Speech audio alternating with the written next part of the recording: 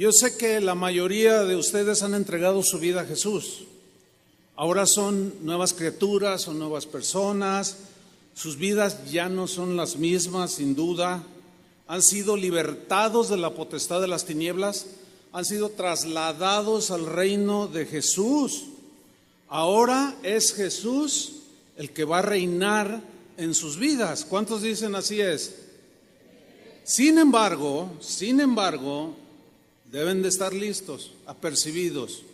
Deben de saber que de aquí en adelante, Satanás, el mundo, tu propia carne, tratarán de regresarte a tu antigua manera de vivir. Eso yo lo experimenté. Y todo cristiano lo experimenta. Será una lucha a muerte, sin duda, jóvenes. Pero Jesús está con ustedes y los va a ayudar a salir de en medio de las tentaciones que se les vayan presentando cada día de sus vidas. Yo he visto a través de los años que uno de los engaños más sutiles, sobre todo en los últimos años, que uno de los engaños más sutiles que Satanás está usando y lo va a usar en contra de ustedes para hacerlos volver a la vida miserable de pecado, es una distorsión del verdadero concepto bíblico de la gracia de Dios. La gracia es el favor inmerecido que Dios te dio para darte la salvación y librarte de la condenación del infierno. Esa es una definición de gracia, es un regalo de Dios. En Efesios 2:8, en la versión Palabra de Dios para Todos, dice así: ustedes fueron salvos gracias a la generosidad de Dios, porque tuvieron fe. No se salvaron a sí mismos. Su salvación, ¿qué fue? Un regalo de Dios. Esa es la gracia. Es un regalo, no nos lo ganamos. Es un regalo. El concepto de la gracia distorsionada se ha dado desde que apareció el cristianismo. Le sucedió a los primeros cristianos. No faltó quien malinterpretara la gracia de Dios, y también sucederá con nosotros, entre ustedes, desgraciadamente. Es un mal que está presente. En los tiempos del apóstol Pablo, algunos cristianos en la ciudad de Roma les sucedió, fueron precisamente arrastrados por falsos maestros que llevaban falsos conceptos acerca de la gracia. El apóstol Pablo en Romanos 5:20 había escrito lo siguiente: pero la ley de Moisés, se introdujo para que el pecado abundase. ¿Está ahí en la pantalla? Sí, ¿verdad?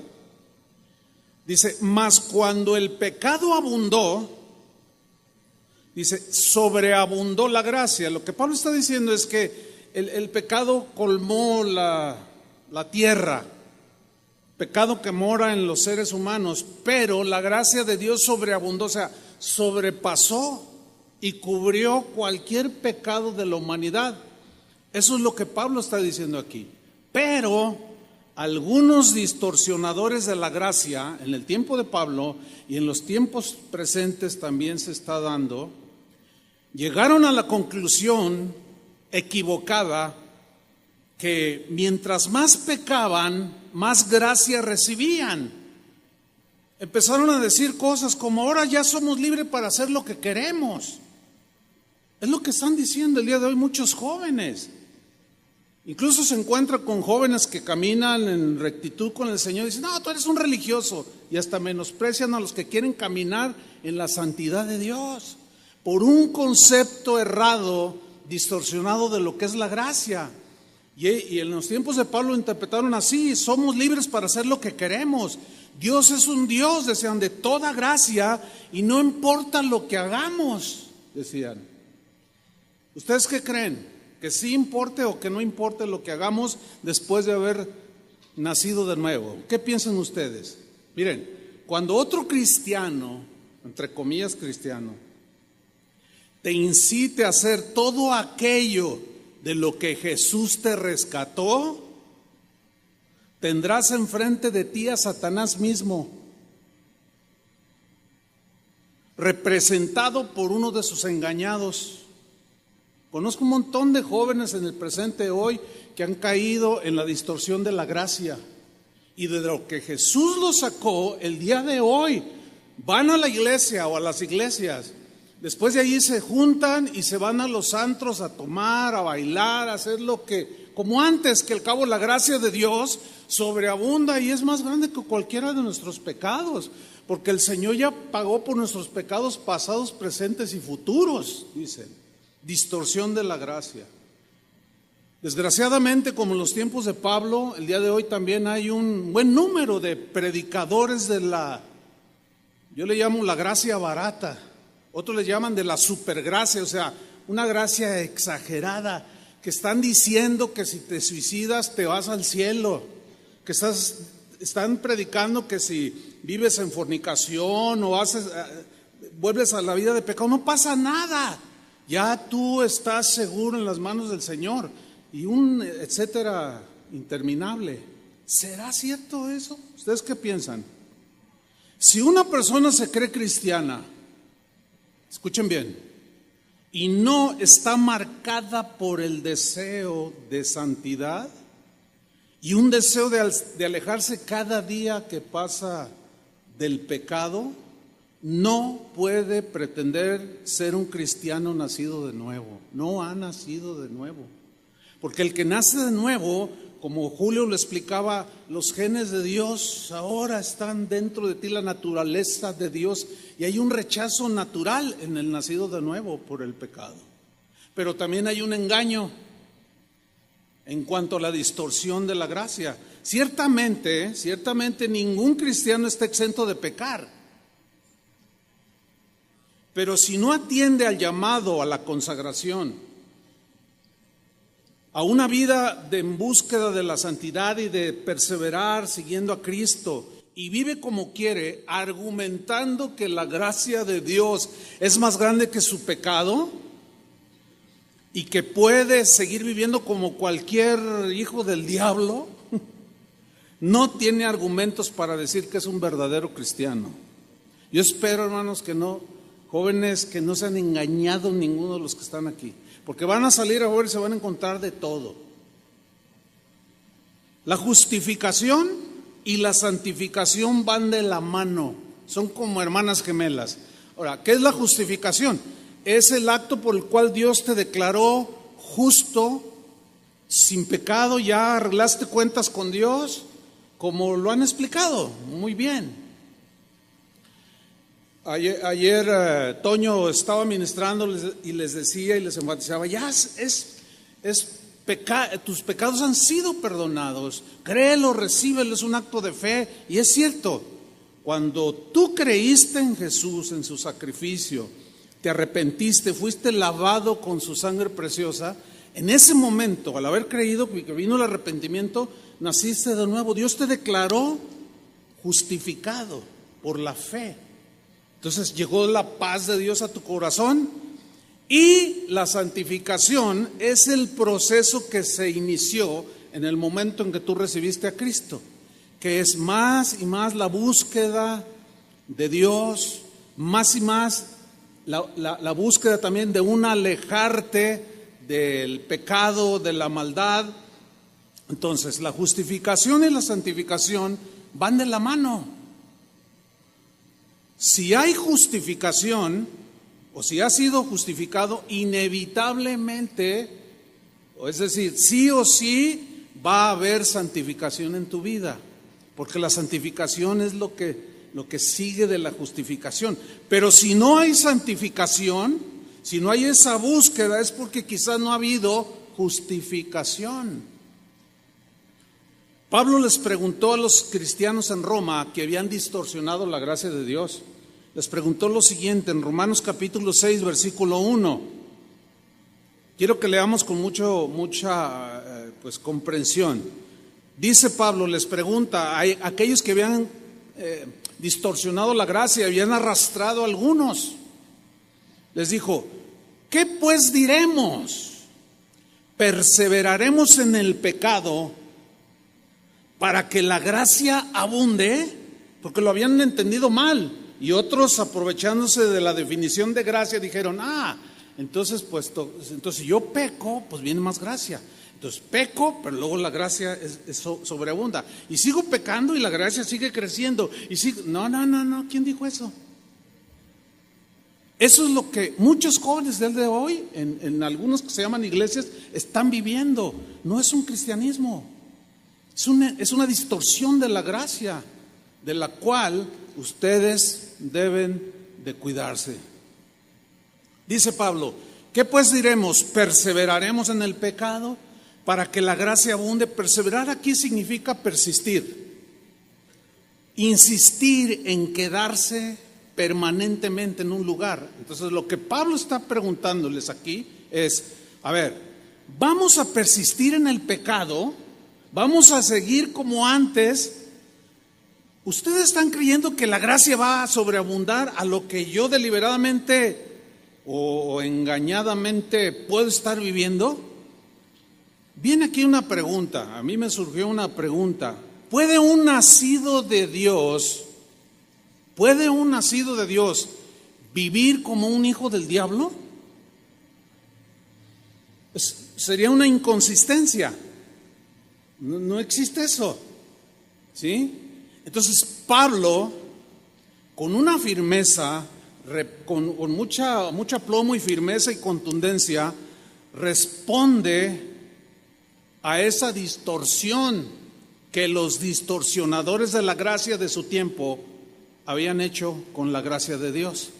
Y les dicen en Romanos 6:2, en ninguna manera, dice, ¿cómo vamos a perseverar en el pecado?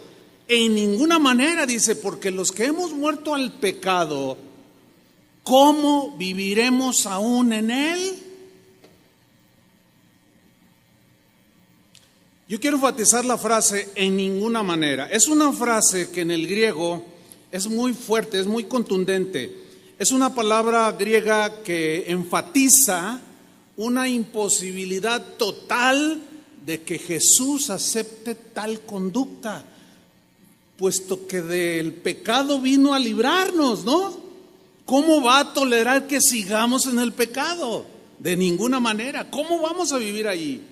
Es una enérgica expresión que Pablo usa, en ninguna manera, dice, expresando un rechazo total contra esa distorsión de la gracia. Sugerir que Dios consiente el pecado es totalmente aborrecible por Él, sin duda. Por lo tanto, Pablo, que era un fiel representante de Jesucristo, lo rechaza de manera contundente. Esto llevó al apóstol Pablo a preguntarles ahí en el versículo 2, sigo en Romanos 6:2, porque los que hemos muerto al pecado, ¿cómo viviremos aún en él? ¿Cómo dice? Ahora, es una realidad que como humanos eventualmente pecamos, porque seguimos viviendo en este cuerpo débil, pero ya no vivimos permanentemente en el pecado, ni tampoco nos place hacerlo. No, porque nos duele, nos avergonzamos, lloramos cuando pecamos. Ese es un síntoma de que eres nueva criatura. Primera de Juan 3:9, Juan, el apóstol de Jesús, lo entendió perfectamente, este concepto, y dijo lo siguiente: todo aquel que es nacido de Dios no practica el pecado. Aquí la clave está en el verbo practicar, no en no cometer algún pecado eventualmente, sino en practicar, que en el griego habla de algo que es una palabra que se usa como para fabricar algo en serie, uno tras otro, digo, así, como tú vivías antes de que conocieras a Jesús. Dice, si todo aquel que es nacido de Dios no practica el pecado, no está constantemente reproduciéndolo, no, viviéndolo, no, porque la simiente de Dios, que es lo que explicaba Julio, permanece en él, o sea, en ti ahora. Y no puede pecar, o sea, de esa manera, de estar viviendo en el pecado constantemente, porque es nacido de Dios. El mismo versículo, en la versión Palabra de Dios para Todos, se los voy a leer, ahí aparece en la pantalla, porque nos aclara un poco más esta traducción. Vean lo que dice aquí. Ninguno que sea hijo de Dios continúa viviendo en el pecado, pues tiene la nueva vida que Dios le dio, y por esto no puede seguir viviendo en el pecado. Entonces Pablo establece que una persona justificada, nacida de nuevo, debe buscar cada día alejarse del pecado. Es nuestro enemigo. Pablo rechaza pues la gracia barata, aquella que el día de hoy se está predicando, que no importa lo que hagas, hasta te puedes, como ya está segura tu salvación, te puedes dar un tiro y te vas derechito al cielo. ¿Se imaginan predicar eso, por el amor de Dios? De 4 o 5 años que empezaron a predicar eso del suicidio y que puedes hacer lo que sea, se han suicidado un montón de cristianos, hasta pastores, creyendo que se van a ir con el Señor. Esa es la gracia, es una gracia barata.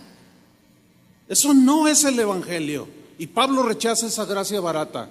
Vean cómo Pablo en 1 Corintios capítulo 5 versículo 1, cómo va de una manera ligada, de una manera congruente con el pensamiento de Jesús. En la versión en lenguaje sencillo, vamos a leer 1 Corintios 5:1. Empezaron a surgir una serie de pecados, algo empezaba a pasar entre los cristianos que habitaban la ciudad de Corinto. Y dice así, en esta versión: ya todo el mundo sabe que uno de ustedes está viviendo con su madrastra, como si fuera su esposa. O sea, le bajó a su papá, le bajó la esposa. Iban a la iglesia. ¿Y cómo dijo Pablo? Muy mal, dice en esta versión, muy mal, dice. Eso no hacen ni los no cristianos.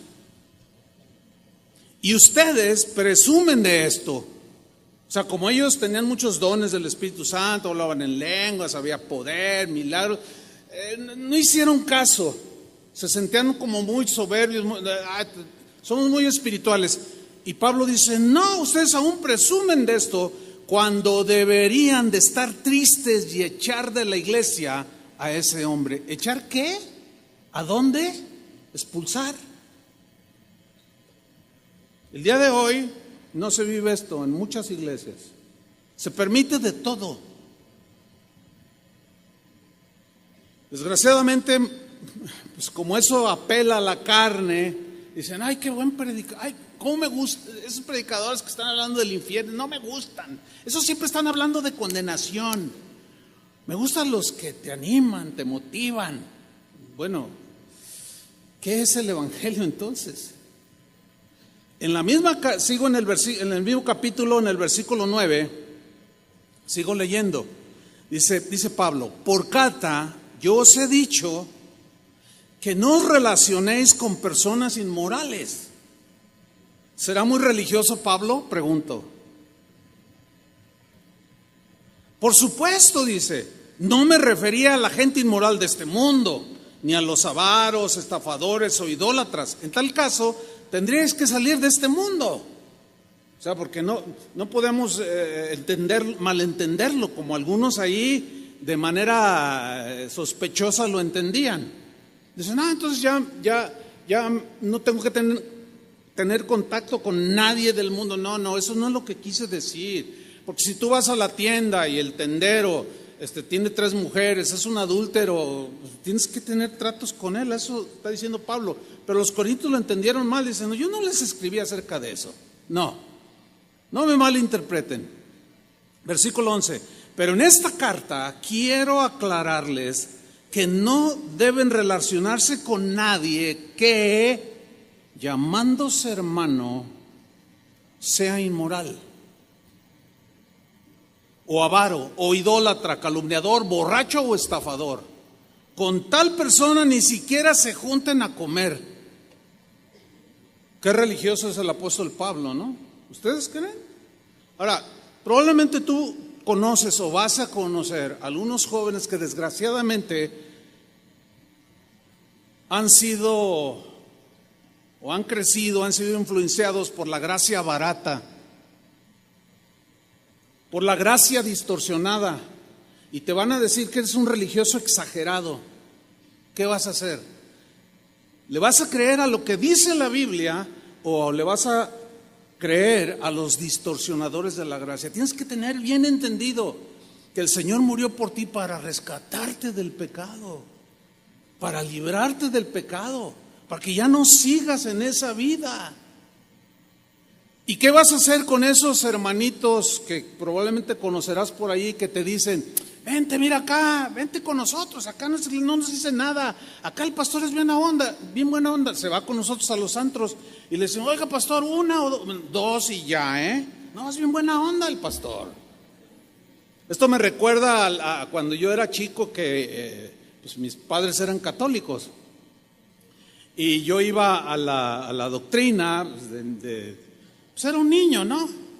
Y yo me acuerdo que un padre una vez en una misa empezó a decir malas palabras en la misa. Yo dije: ay, y todos empezaron: no, es que es bien buena onda el padre, decían. No nos dice cosas, entonces él habla así para identificarse con nosotros, y fumaba, tomaba, confesaba y luego se salía a fumar con su chela acá en la mano. Y todo, fíjense nada más el engaño, Los chavos mirábamos eso y decíamos: qué buena onda el padre. Es bien buena onda porque no nos dice nada que esté mal. Y nosotros decíamos equivocadamente: qué buena onda. Pues ahora hay muchos jóvenes diciendo: qué buena onda es el pastor, porque hasta se va con nosotros. ¿Ustedes creen que eso es el cristianismo? Tengan mucho cuidado, jóvenes. Yo sé que lo que les digo, yo viví esa etapa que ustedes están por vivir o ya viven como jóvenes. Romanos capítulo 6, versículo 4. Pablo empieza a explicar aquí de manera muy puntual en qué consiste todo esto de la gracia. Dice: porque somos sepultados juntamente con Él para muerte por el bautismo, a fin de que como Cristo resucitó de los muertos para la gloria del Padre, así también nosotros, dice, andemos en vida nueva. Digan todos: andemos en vida nueva. Ahí está, clarísimo. Es como si Pablo les hubiera preguntado: ¿acaso ya se olvidaron, romanos, de lo que significa el bautismo? ¿Se acuerdan cuando se bautizaron? O sea, Pablo, estoy como haciendo ese diálogo, ¿no? ¿Se acuerdan cuando se bautizaron? A ver, ¿qué significa el bautismo? ¿Qué estaban ustedes diciendo cuando se bautizaron en agua? Es como si les estuviera recordando: el bautismo simboliza que estamos muertos al pecado. Cuando alguien fallece, se entierra, ¿no es cierto? Ustedes están muertos al pecado y por medio del bautismo es como un entierro, es un acto simbólico.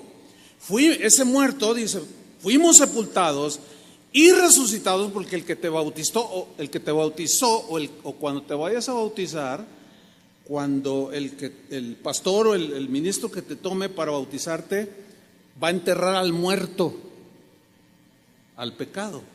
Entonces te toma, te entierra, pero no te deja ahí. Entonces, al sacarte, está simbolizando la resurrección, a una vida nueva. Entonces Pablo les dice: somos sepultados juntamente con Él para muerte por el bautismo. No podemos seguir igual, debemos de andar en vida nueva. Ya se olvidaron de qué es del simbolismo del bautismo. Vida nueva, pues, significa vivir alejados del pecado y seguir a Jesús en santidad, en integridad, en limpieza, como prueba irrefutable de que somos de Cristo. ¿Cuántos son de Cristo? Alguno, yo sé lo que puede estar pensando, es que es tan difícil. Bueno, yo ya pasé eso, yo joven fui. Sí, es difícil, pero no es imposible. La gracia precisamente que nos es dada, ese regalo de salvación, es la misma que nos capacita para enfrentar las tentaciones de la vida. Esa misma gracia te capacita, no para seguir perseverando en el pecado o persistiendo en el pecado, no, sino para vencerlo. ¿Cuántos dicen amén? Corazón nuevo, espíritu nuevo, nueva criatura, nueva vida en Cristo. Pablo le escribió a los tesalonicenses en el capítulo 4, en la primera carta, versículo 3, noten lo que dice: pues la voluntad de Dios es vuestra santificación, que os apartéis de fornicación o de inmoralidad sexual. Aquí en este es un pecado específico porque algo había pasado en la iglesia de Tesalónica. Dice, no, espérenme. Mi mensaje siempre ha sido el mismo de Jesús, como diciéndoles, estoy parafraseando. La voluntad de Dios es que ustedes se aparten cada vez más y más del pecado. Eso significa santificación, ¿sí? Que se aparten de la inmoralidad sexual. Seguro, sin lugar a dudas, que había muchos jóvenes que están en todo su potencial, en todas las áreas, estaban cayendo en fornicación. En el versículo 7 dice, pues no nos ha llamado Dios a inmundicia. Fíjate cómo Dios llama a la inmoralidad sexual inmundicia. No nos ha llamado Dios a inmundicia, sino a santificación, o sea, a guardarnos para la que va a ser tu esposa o el que va a ser tu esposo. Nuestra antigua vida ha muerto. Tu vida antigua ha muerto, pero nuestra carne, esa es una realidad, todavía lleva la inercia al pecado. Esa batalla, jóvenes, va a durar hasta que te mueras o hasta que venga Jesús y seamos transformados a su cuerpo glorioso. Pero es una batalla que vas a tener que luchar todos los días. Aquí es donde entra en acción la santificación que tú debes de tener muy puntualmente en tu vida. Ahora, ¿cuál es el fin de todo lo que Cristo hizo en la cruz? ¿Que sigamos en el pecado? Es obvio que no. Romanos 6:6, voy a leer en la versión Palabra de Dios para Todos. Dice, sabemos que nuestra vida de antes, sabemos, entendemos, lo percibimos bien, dice Pablo, que nuestra vida de antes murió con Cristo en la cruz para que fuera destruido lo que desea pecar dentro de nosotros y dejáramos de ser esclavos del pecado. Nuestra carne, el hombre de pecaminoso murió, quedó destruido, pero nuestra carne quedó una inercia. Nuestra mente, de tanta práctica del pecado, quedó una inercia.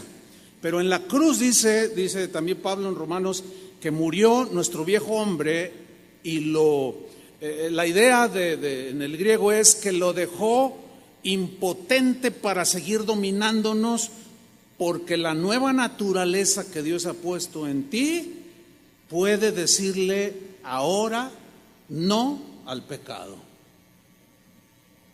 Esa es la realidad de la Biblia.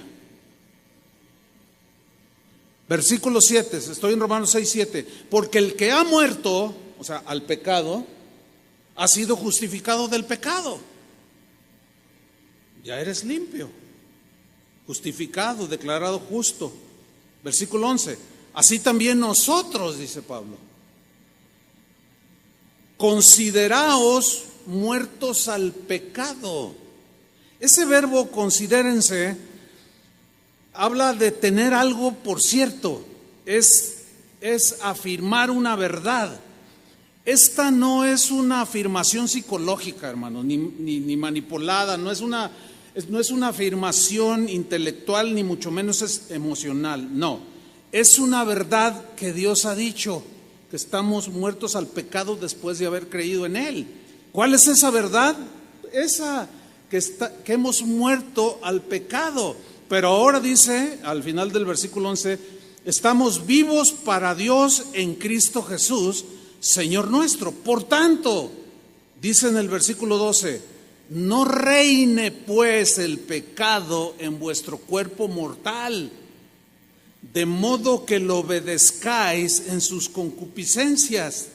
La frase no reine el pecado significa ya no debe gobernar en ustedes, ya no puede ejercer ese dominio que antes tenía sobre cada uno de ustedes. ¿Por qué? Porque ya perdió su poder que tenía sobre ustedes, sobre cada uno de nosotros, cuando recibiste a Jesús, que te dio una nueva naturaleza, te dio el Espíritu Santo y te puso los genes de Dios para que tú desarrollaras el carácter de Cristo. Un ejemplo, es como un general que cuando estuvo en servicio activo, pues tenía autoridad y le decía a los soldados o a la tropa, les daba una orden y estos tenían que obedecer y nadie podía contradecir las órdenes del general. Pero este general ha sido destituido. Un día fue destituido y ahora ya no tiene autoridad alguna sobre los soldados. Por más que diga soldados, ya no le van a hacer caso. ¿Por qué? Porque ya no tiene autoridad de un general. Ha sido despojado. Ya no están obligados a obedecer las órdenes de ese general. Ya no estás obligado a seguir la tendencia de la carne. Vas a sentir el impulso por la inercia que queda en nosotros. Tus pensamientos de pronto se van a turbar por cosas que vas a ver o vas a escuchar. Y vas a tener esa lucha que la Biblia lo pone como la lucha de la carne con el espíritu. Y es algo que te va a afligir, es algo que aflige, porque tú no vas a querer pensarlo, tú no vas a querer mucho menos hacerlo. Pero ahora ya no eres esclavo del pecado, ya puedes decirle que no al pecado. Ya puedes apagar la computadora cuando estás a punto de darle clic, decir no al pecado. Viene a mi mente la historia de un joven llamado José en la Biblia. ¿Han leído de José? Este joven dice que era muy apuesto, así como ustedes. Y él estaba pues de esclavo en la casa de un egipcio que lo vio que era un joven diferente, porque Dios estaba con José. Dios bendecía a José. Dios le daba mucha gracia a José. Y le confió todo su negocio, toda su hacienda para que se la administrara. Y le dijo, mira, tú eres un joven íntegro, eso es lo que se entiende. Eres un joven honrado, eres puntual, eres limpio. ¿Sabes qué? Quiero que seas el administrador de toda mi hacienda, le dijo. Puedes tomar lo que quieras de mi hacienda, excepto, dice, a mi esposa, le dijo. Allá no la toques, le dijo. José lo entendió perfectamente. Espero que estén entendiendo lo que Pablo está enseñando y lo que la Biblia enseña respecto a ya no ser gobernados por el pecado. Y un día esta mujer puso los ojos en él y fue y se le ofreció. Y le dijo claramente, ustedes lo pueden leer en Génesis. Hay unas versiones que te lo dicen muy claro. Le dijo, quiero tener relaciones sexuales contigo, le dijo al muchacho José. Y José le contestó a esta señora, le dijo, mira, tu marido me confió toda su hacienda, sus caballos, su ganado, sus tierras, y yo se las administro y soy un hombre fiel. Dice, ¿cómo yo haría semejante cosa y pecaría contra Dios? Fíjate, era un joven como tú. Se calcula que tenía menos de 20 años cuando le pasó esto a José. ¿Cómo yo haría esto? Tenía un concepto exacto, como el que se nos revela en el Nuevo Testamento, de lo que es honrar a Dios con tu vida. Y le dijo, yo no puedo estar contigo. Además, no quiero estar contigo porque pecaría contra Dios, dijo. Pero aquella mujer insistió y José muchas veces le dijo que no. ¿De qué estamos hablando? Estamos hablando que el pecado no lo gobernó. Y ahora tú puedes decir, ¿qué puedes decir? Díganlo. No al pecado. Puedes decirlo no al pecado. Eventualmente puedes tropezar, pero el Señor te va a dar gracia para levantarte también si confiesas tu falta. Pero te va a dar victoria tras victoria. Y luego quizás venga un tropezón, pero el Señor no te va a dejar ahí, porque Él prometió que algunas veces cae el justo, pero el Señor lo levanta. Él te va a levantar. Pero tú tienes que aprender a decir que no. Cuando Daniel fue llevado cautivo a Babilonia, era un joven como tú. Y dice la Biblia que él propuso en su corazón no contaminarse con las cosas que había ahí en Babilonia, que Babilonia tipifica el mundo y todo eso.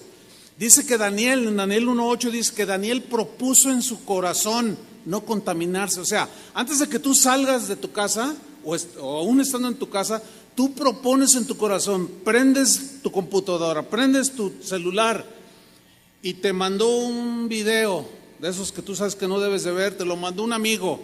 Entonces tú, desde temprano, le dices, Señor, yo propongo en mi corazón decir no. Y en lugar de dar clic, lo borras. Así como te ejercitaste a pecar, te vas a empezar a ejercitar a decirle no al pecado, no a la mentira.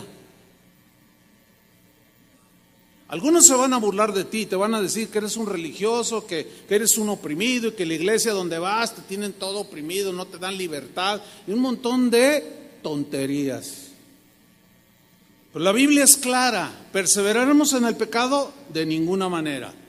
Dice Romanos 6:13, ni tampoco presentéis vuestros miembros al pecado como instrumentos de iniquidad, sino presentaos vosotros mismos a Dios como vivos de entre los muertos.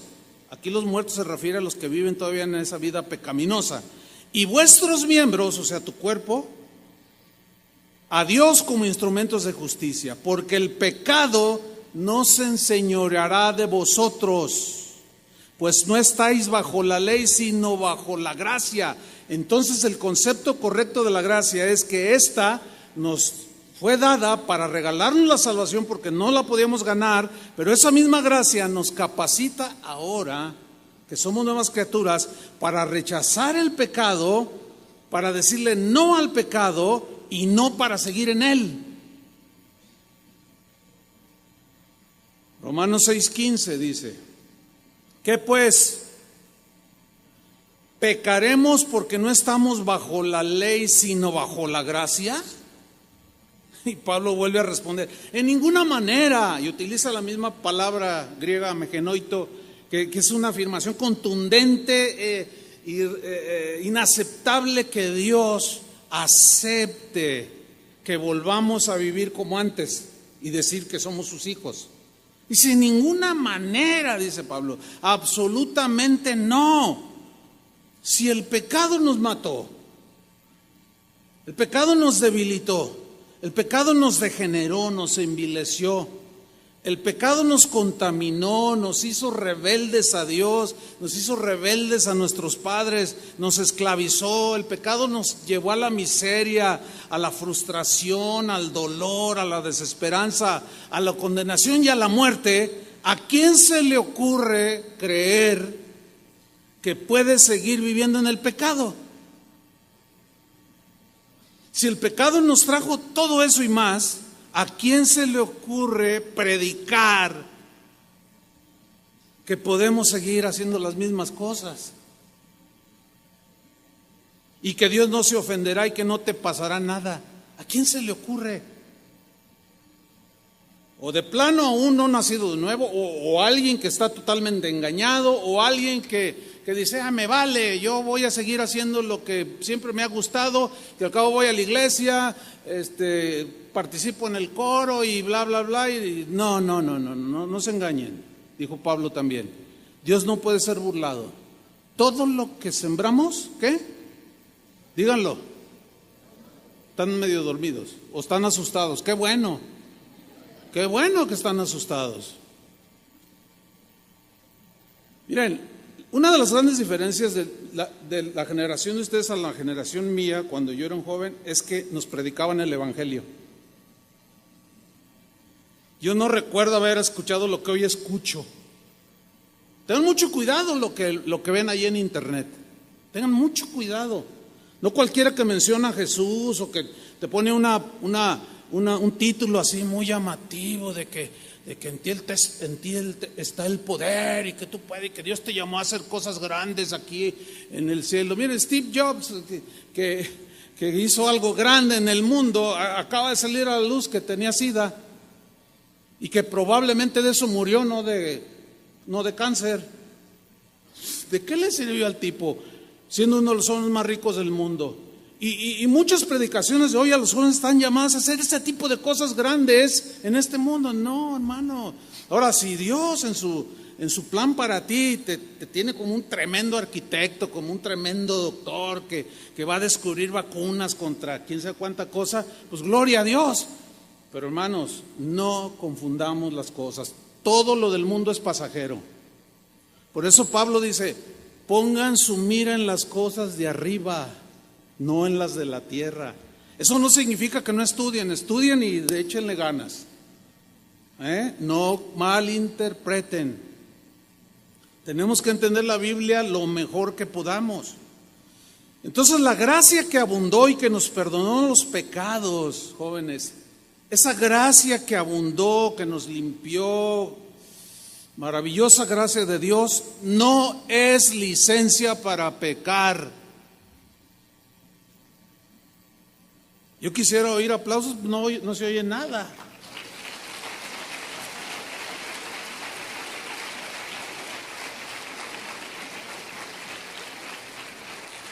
Miren, yo he estado en 20 millones de conferencias. Claro, es una hipérbole, ¿no? O sea, estoy exagerando. Pero he estado ustedes no se imaginan dónde he estado. En conferencias de matrimonios, de pastores, de jóvenes, ni se imaginan en cuántas. Y aplaude los jóvenes porque les están diciendo que Dios te hizo para cosas grandes, que tú vas a ser como quién sabe quién, y puras cosas del mundo. Y yo soy testigo de esa transición, de cómo de predicarles el Evangelio se empezaron a diluir los predicadores, y hoy te hablan una tristeza. No están predicando muchos, hay muchos que están predicando el Evangelio, pero desgraciadamente los más populares son unos habladores, son unos distorsionadores de la gracia, que aún ellos mismos viven una vida que no le agrada a Dios. Ahora, es obvio que no queremos pecar, ¿verdad que no queremos? Pero a veces podemos estar en un punto débil emocionalmente, espiritualmente. Dejaste de hacer tus actividades propias de un hijo de Dios y de pronto te viste tentado, no supiste cómo decir no supiste cómo decir escrito está Satanás, no supiste cómo y ¡paz! Caíste. ¿Qué hacer? El apóstol Juan fue muy claro, los apóstoles enseñaron claro esta verdad también, es el otro lado. Pero Juan dijo en su primera carta, si confesamos nuestros pecados, o sea, se refiere a los pecados posteriores a haber nacido de nuevo. 1 Juan 1:9, si confesamos nuestros pecados, Él es fiel y justo para perdonarnos y limpiarnos de toda maldad.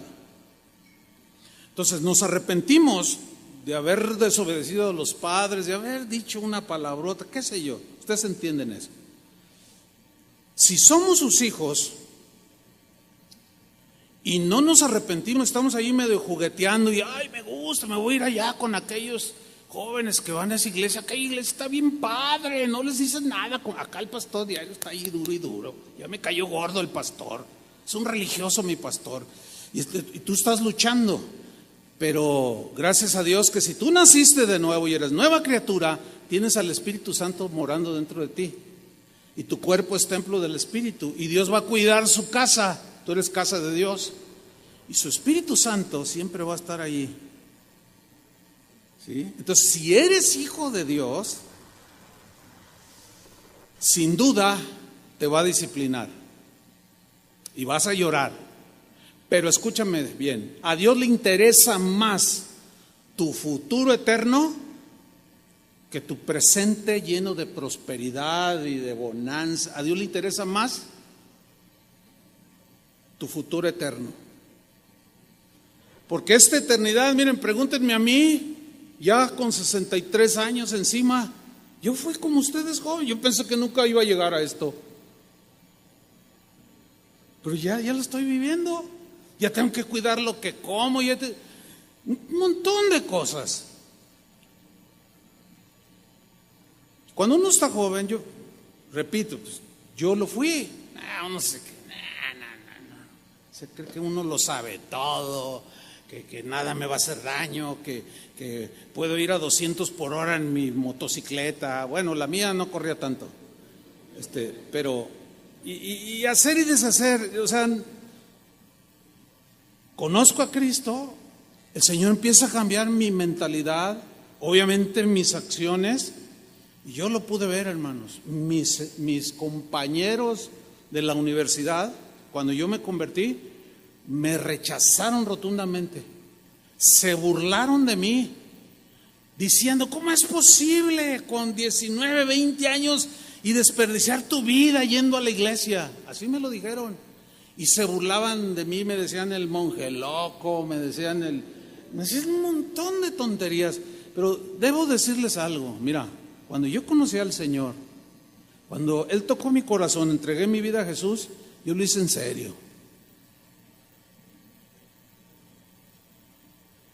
Yo lo hice en serio. Por su gracia había entendido el sacrificio de la cruz. ¿Y cómo? ¿Qué más puedo hacer yo? Porque yo veía que otros que iban a la iglesia jugaban. Le hacían como que, ay, sí, pero no había algo genuino en sus corazones. No había sinceridad, no había entrega. Bueno, ya pasaron los años. Todos los jóvenes en la iglesia de mi generación, yo ahora los veo, algunos ya murieron, otros están frustrados, otros no están en el Señor, algunos son ateos, pero también hay un buen número de ellos que están sirviendo al Señor. Fíjense, alguien que conocí hace 18 años fue a Julio, que está aquí, que acabo de predicar. Yo era maestro de niños en la iglesia, sus padres iban allí y él iba allí, y yo dándole. Y se sentaba adelante en la primera fila, se sentaba, le colgaban los piecitos. Y siempre estaba allí bien atento. Bueno, ahí está una prueba. Y pasamos lo de ustedes. La gracia sigue siendo la misma. La gracia de Dios no ha aumentado ni ha disminuido. Es la misma. No se altera. Pero sí tuve esa lucha que ustedes tienen o van a tener. Y mis amigos de la universidad, todos se burlaron de mí. A todos les prediqué. A todos. Pasaron los años y fueron muriendo cada uno con los que yo crecí, algunos desde la primaria. Y así nos fuimos hasta llegar a la universidad. A uno lo mataron porque lo encontraron con la esposa de un vecino por allí.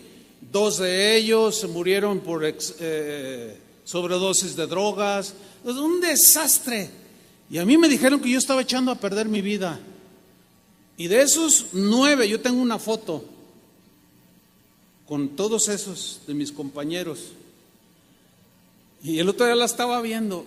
No queda uno con vida.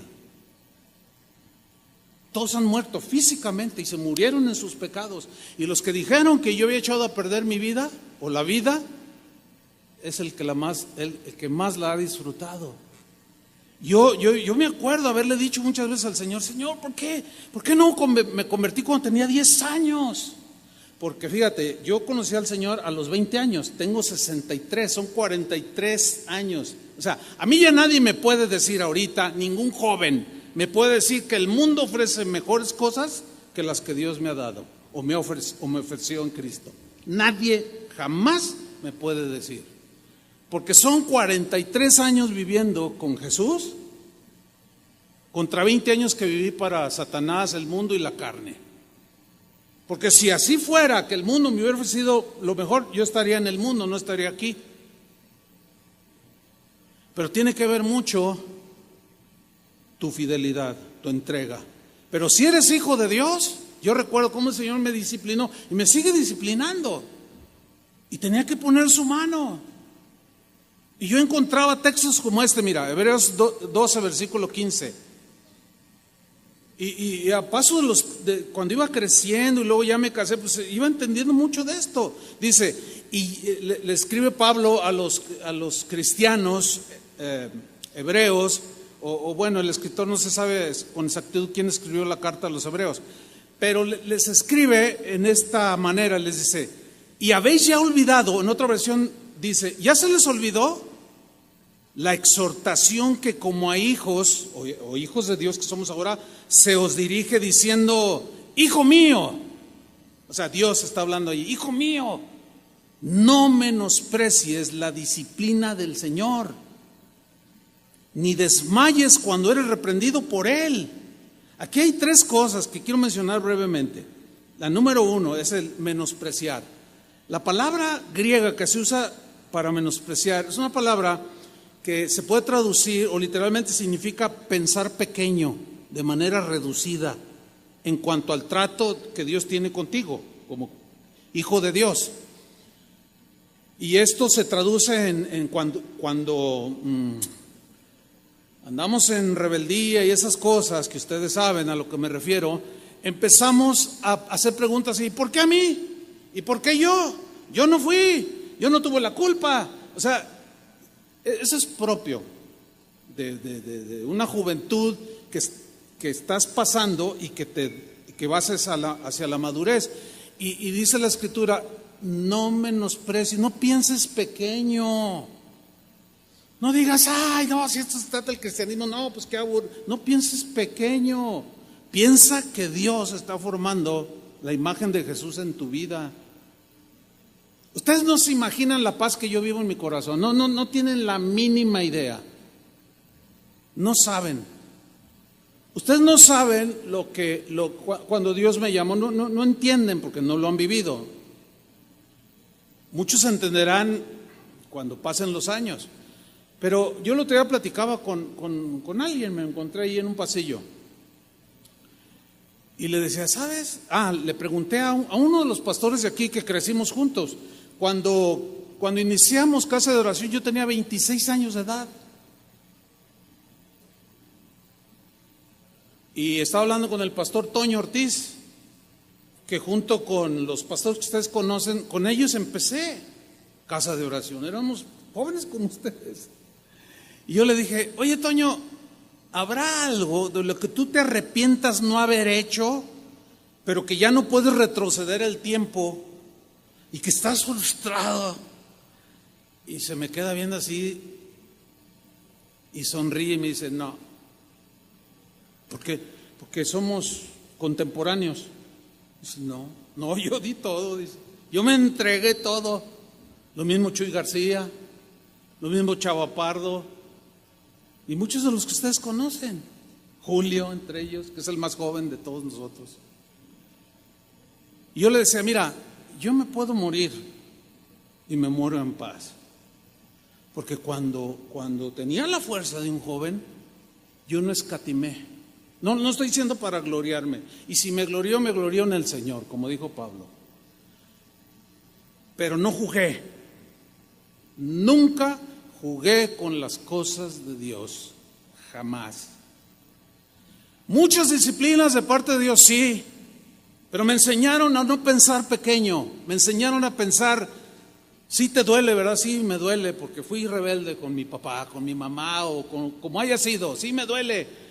Pero me enseñaron a no pensar pequeño, me enseñaron, es que el Señor te está formando, te está preparando porque Dios te va a usar. Así me decían mis maestros. Yo ni me imaginaba.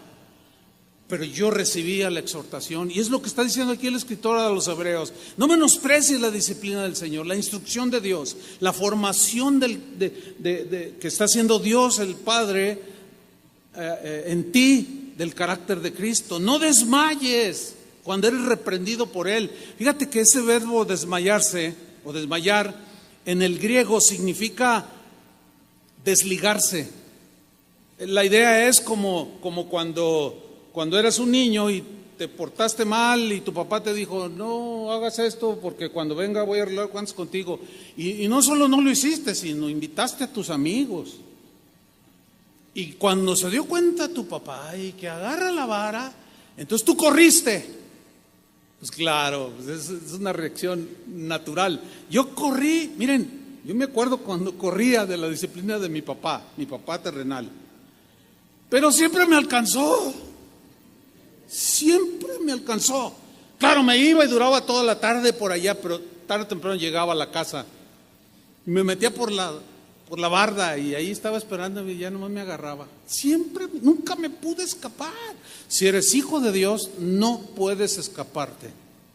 Pero es por tu bien, no pienses pequeño, así chiquito, no.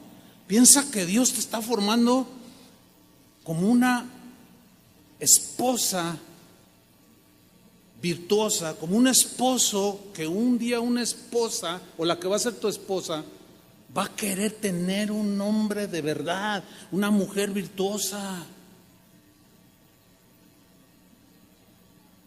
Y algunos de ustedes estarán sirviendo al Señor en el ministerio. No piensen pequeño, no menosprecien la disciplina del Señor, no desmayen cuando sean reprendidos, porque dice en el versículo 6, porque el Señor al que ama, ¿qué? Disciplina al que ama. Dios es amor, dicen algunos, y Él no va a hacer nada que te duela. ¿Dónde dice eso? Precisamente la disciplina es una expresión del amor de Dios, porque Dios al que ama, y los ama, jóvenes, por eso están aquí. Dios al que ama disciplina y azota. Suena muy fuerte esa palabra, pero disciplinar habla de entrenar, como se entrena a un niño desde pequeñito, educar, etcétera, pero en este caso formar el carácter de Cristo. La traducción en español en nuestra Biblia es azotar, pero en el griego es una palabra griega que significa golpear con una vara a nivel de la piel sin lastimar. O sea, es más ruido que bueno, en mis tiempos se usaban unas reglas de madera bien ligerita. Y esa, bueno, en aquellos, ahora no, ya no se usa eso, ¿verdad? No sé si es bueno o no, pero por la generación que nos tocó ni nos traumamos ni nada. Pero ahora todo eso lo prohíben, en fin. Pero es una regla así muy livianita, no pesa nada. Y con esa te daban así, ¡tá!, abierto. Y te sonaba el reglazo, ¡tá! O la mamá también, y tome. Y era más el ruido que hacía. Te dolía, pero a nivel de la piel, o sea, no te lastimaba.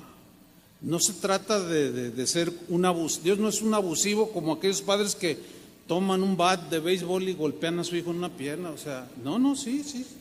Se dan casos así. No. El Señor disciplina, pero no te lastima. ¿Están entendiendo? Por eso no piensen pequeño, hermanos. Ahora fíjate en el versículo 7. Si soportáis la disciplina, porque ahora eres su hijo y estás en formación. Dios os trata como a hijos. Porque ¿qué hijo es aquel a quien el Padre terrenal no disciplina? Pero si se os deja sin disciplina, de la cual, ¿cuántos? Digan yo. Todos han sido participantes. Si se les deja sin disciplina, entonces sois bastardos. La palabra griega que se usa aquí para bastardos se traduce también como ilegítimo, o sea, no eres hijo de Dios, por eso Dios no te disciplina. Yo he escuchado no solo jóvenes, gente mayor, dice, no, Dios es bueno, mira, yo he hecho esto y todavía hago mis travesuras así. Yo sé que son feas, pero a mí el Señor nunca me reprende. Yo estoy en paz. No lo disciplina ni lo reprende porque es bastardo. Yo mis hijos ya crecieron, ya se casaron, pero yo nunca, y hasta la fecha, yo no puedo disciplinar el hijo de nadie, porque no soy su papá, no es mi hijo. Si tú eres hijo de Dios, has sido engendrado por Él, eres participante de la disciplina. Te va a doler, vas a llorar, pero después vas a participar de su santidad. Así dice la Escritura. Hay un salmo, para terminar, Salmo 32, versículo 8. Una de las características de los jóvenes, como ustedes,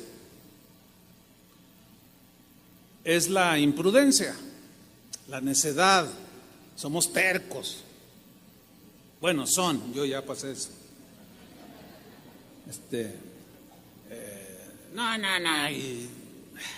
Yo me acuerdo, ya nomás porque estudiaste algo ya piensas que sabes todo y bueno, todos esos rollos propios de la juventud. Pero mire ese salmo, porque si tú eres hijo de Dios, mira lo que dice el Salmo 32, versículo 8. Es una palabra de Dios para ti. Dice, te haré entender. O sea, como eres mi hijo, no te voy a dejar que nada más así crezcas como Alá y se va. No. El Señor dice, yo a mis hijos los cuido y los formo y los educo. Te voy a hacer entender. Te guste o no te guste.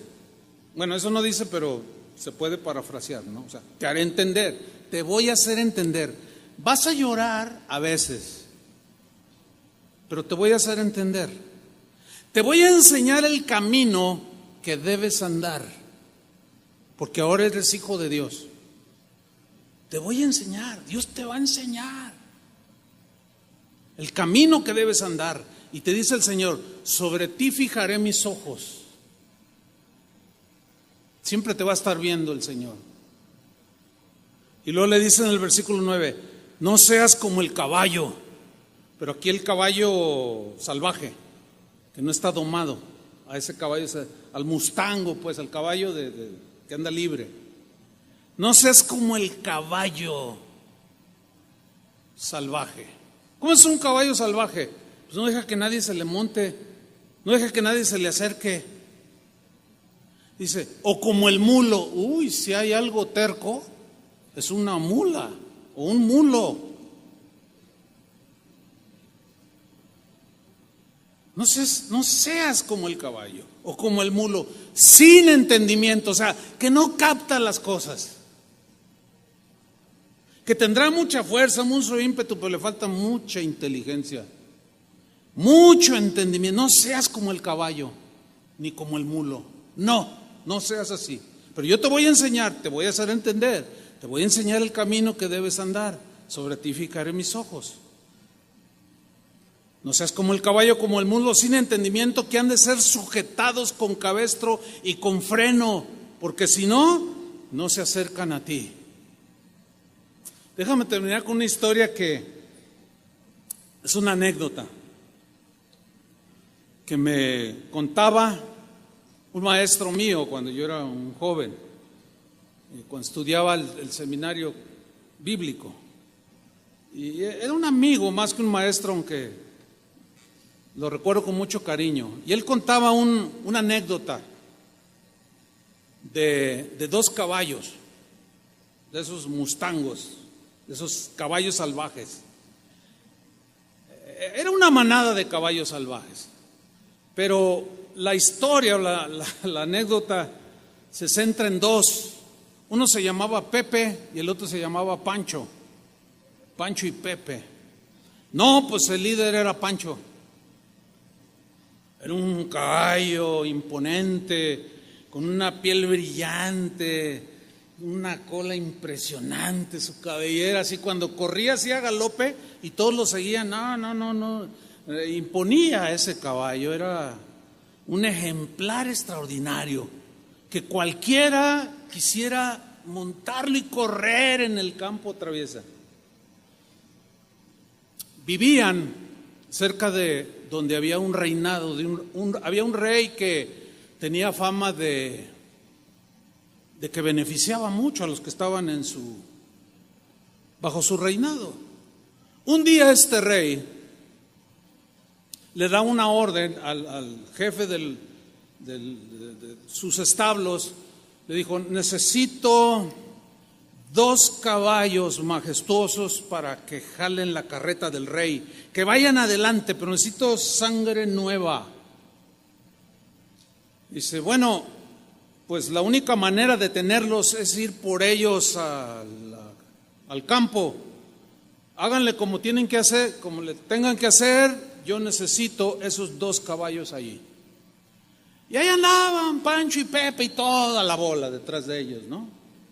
Felices, libres, iban a donde les daba la gana, se dormían donde fuera, no le pedían permiso a nadie, y Pancho era el jefe. Y Pepe como que iba a ser su sucesor, porque como que se le pegaba, así como Josué con Moisés, ¿no? Un día se ve una polvareda a lo lejos y Pancho reacciona y les dice a toda la manada de caballos salvajes: ¿saben? Dice, esa polvareda que ven a lo lejos son los jinetes del rey, vienen a apresarnos, vienen a por nosotros para esclavizarnos y hacernos que hagamos cosas que no nos gustan. Así es que no se dejen atrapar. Corramos, córrele, escóndete, haz lo que puedas, pero no se dejen atrapar. Cuando menos piensen, ya estaban sobre de ellos los jinetes del rey. Y corredero de caballos por todos, y el Pancho, como era astuto y todo, se escabulló y se perdió entre los árboles, pero apresaron a Pepe. Entonces dijeron: caballo tonto, tenía que ser Pepe, no aprendió nada de estar con Pancho. Lo van a hacer esclavo, le van a dar la comida que ellos quieren, no la que lo que le gusta. No, pues que se llevan a Pepe. Se lo llevan. No, pues ahí están todos. No, pues capturaron a Pepe. ¿Y qué podemos hacer? No, pues nada, pues por tonto. Además era medio debilón, así como: ay, ¿a poco si le fumo aquí, hago algo mal? ¿A poco si veo este video? Ustedes me están entendiendo, ¿no? Era medio debilón, ya era medio fresa y nada, para que se le quite. Pero un día, pues el Pancho dice: ¿saben qué? Vamos a liberarlo. Vamos a sacarlo de la iglesia a la que se fue. Perdón, eso no es la historia. Así no es la historia. Se me salió. Entonces un día el Pancho dice: no, ¿saben qué? Vamos a rescatarlo. Vamos a ver cómo le hacemos, pero vamos a rescatarlo. Entonces ahí va el Pancho, pues él era el líder. Y en la noche, en medio, él era un caballo negro. Y pues se pierde entre la oscuridad de la noche y se va acercando a los establos. Y allí se ha quedado un rato mirando. Y pues no veía nada, todo quieto. Y ahí estaba escondido Pancho. Y algunos no quisieron ir por miedosos. Dijeron: no, me van a atrapar. Yo no quiero estar allí ni jalar la carreta del rey ni nada. Y estaba el Pancho con unos 2, 3 de sus seguidores allí. Amanece. Y ellos ahí, y de pronto ven que el jefe de los jinetes saca a Pancho a una especie de ruedo y lo empieza con una cuerda y monta sobre de él. Entonces Pancho dice: ven, ahí está, ven, se enseñorean de él, hacen lo que quiere. Y en su idioma empezó a gritarle a Pepe: tumba al jinete, no te dejes. No te sometas, libérate, no dejes que te engañen, no seas poquitero, Pepe. Y Pepe no sabía cómo reaccionar, porque por un lado lo tenían atrapado y por el otro sus amigos incitándolo a que se escapara de allí. Pero al paso de los días, Pepe pues empezó a comer diferente, le daban diferente, lo empezaron a domar. Y Pancho dijo, ¿saben qué? Es inútil, este es un debilucho, vámonos, dice. Y se fueron. Pasaron unos meses y que llega una terrible sequía a esos campos. Empezó a escasear el agua, el pasto empezó a acabarse. Por más que buscaba Pancho y sus secuaces alimento, no encontraban.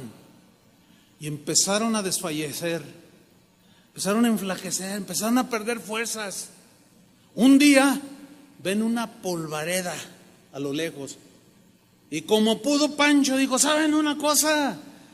Escóndanse porque ahí vienen aquellos a atrapar. Estamos re feos ya, pero aún así vienen a buscarnos para hacernos sus esclavos y que hagamos cosas que no nos gustan, que comamos cosas que no nos gustan. Escóndanse. Y se escondieron. Y en esos se van acercando esa polvareda. Era la carreta del rey.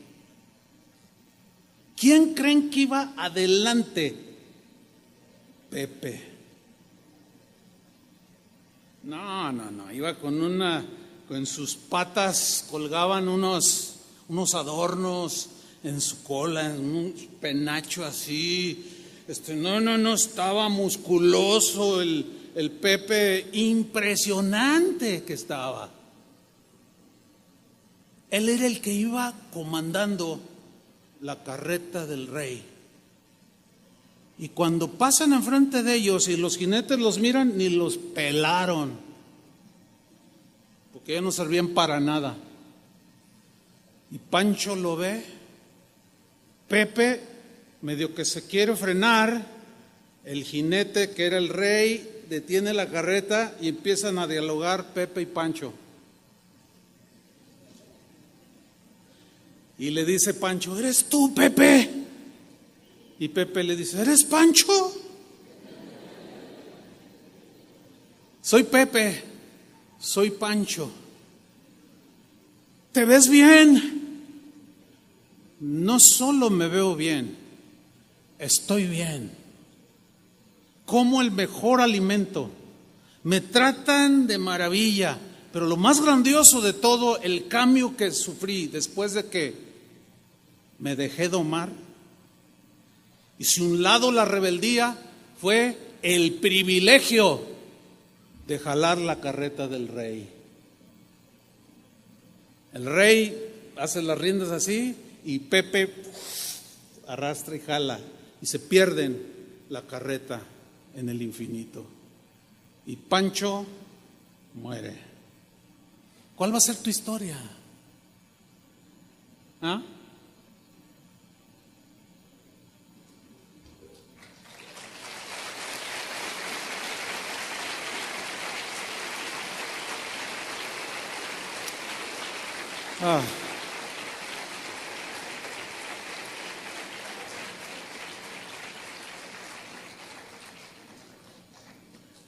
Yo tuve el privilegio de jalar la carreta del rey. ¿Pero qué vas a hacer tú? ¿Te vas a dejar domar? Obviamente en el buen sentido. Por el rey, oremos. Pónganse de pie. Es un momento importante.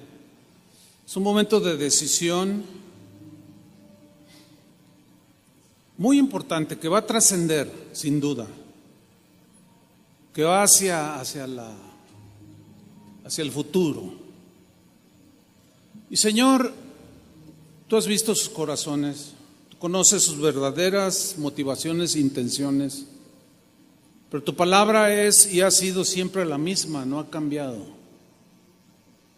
Aquí hay un potencial impresionante de siervos tuyos, de hijos tuyos, pero muchos que te van a dar gloria. todos te pueden dar gloria en la actividad que tú les des. Que vivan una vida diferente, entregados a la integridad, a la inteligencia, a la sabiduría, a la sensatez, a la santidad. Pero cada uno, Señor, se dispone a ser tratado, domado. Te haré entender, dijiste en el Salmo. Te enseñaré el camino que debes andar. Sobre ti fijo mis ojos. No seas como el caballo salvaje o terco como el mulo. No tienen entendimiento. Señor, que cada uno de estos jóvenes que están aquí termine su vida como la de Pepe, jalando la carreta del Rey Jesús. Qué privilegio, Señor. Concédeles esa gracia que los libró de la esclavitud del pecado. Darles la gracia para decirle no al pecado y concédeles la gracia, el entendimiento y la sabiduría para que se dejen tratar por ti, formar, para que cuando pasen los años y lleguen ancianos puedan decir: yo jalé, tiré la carreta del Rey, yo serví al Señor, caminé con el Señor y le di gloria con mi vida. Levanta tus manos al Señor y dile: Señor, aquí estoy. Dile: aquí estoy. La juventud es una sola, chicos, ya no vuelve. Si tú no la aprovechas ahora, ya no va a regresar. Aprovéchala, pero para darle gloria al Señor.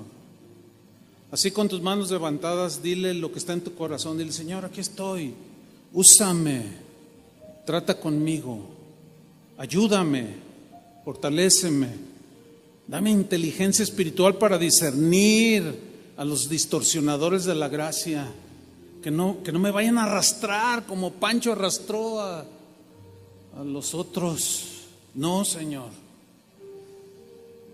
usa mi vida para tu gloria. Úsala, Señor. Úsala, Señor. Dile: aquí estoy, Señor.